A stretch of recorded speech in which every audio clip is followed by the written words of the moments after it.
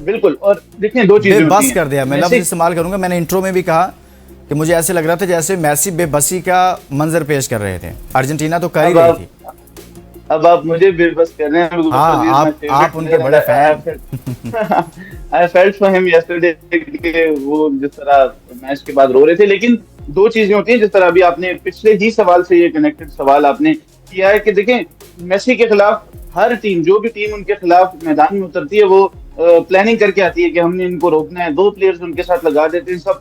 लेकिन उसको एग्जीक्यूट कैसे करना है और आपके प्लेयर्स में कितना उसके अंदर वो दमखम है, वो कल स्पेन ने हमें दिखाया। नहीं तो आपने इंग्लैंड को देखा होगा, इंग्लैंड ने भी आखिरी मौके तक उनके साथ दो प्लेयर्स लगाए रखे, लेकिन छोटा सा स्निप मेसी को मिला, उन्होंने दो पासेस दिए and he scored the goal. और उसके अलावा भी जब भी आप मेसी की बात करते हैं, आपको फ्रांस का पिछला वर्ल्ड कप याद होगा, वहां पर भी दुनिया के सबसे अच्छे डिफेंडर्स वहां पर मौजूद थे।